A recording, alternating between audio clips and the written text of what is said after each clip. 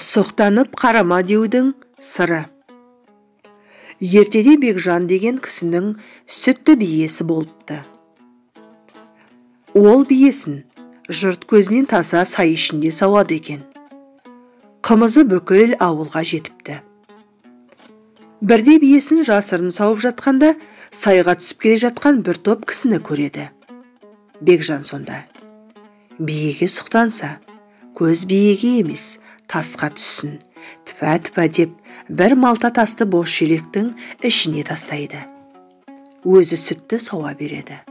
Аттылар жақын келгенде орнынан тұрып: «Ассалаумағалейкум, жол болсын», деп сәлем береді. «Уағалейкум салам, балам. Манадан бері қарап келеміз. Биеңді сауып жатырсың ба, әлде иітіп жатырсың ба?» дейді топ ішіндегі ақсақалы.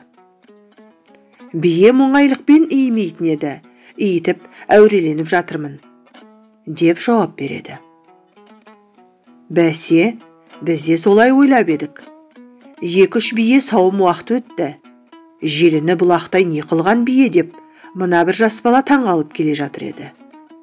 Біз дес бермей иітіп жатқан шығар дедік.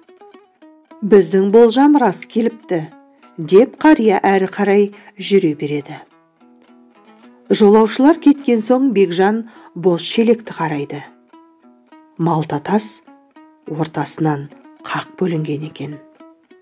Осылайша сұқ көз тасқа тиіп, бие аман қалыпты.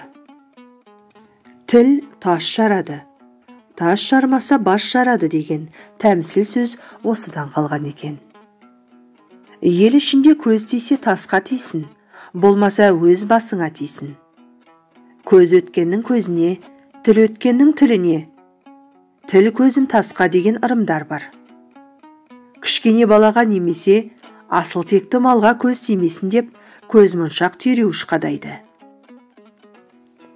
Елі сенімінде түйреуіш тосыннан келген көзді тілді түйреп өтеді деген сенім бар. Енді бірі үйдің босағасына көлігіне қызыл шүберек байлайды. Діни аңыздарда қызыл түс Сүлеймен пайғамбардың жалауы болған деседі. Сүлеймен жын періге соғыс ашқанда қызыл жалау ұстайды екен. Қызыл тудан жын перінің қатты үрейі шықты. Қазірге дейін қызыл түсті шүберекке жоламайды екен деседі. Көз бен тілден келетін бәлені ескеріп, әулие даналар сұқтанып қарама, тесіліп таңданба деген ырымдар қалдырыпты.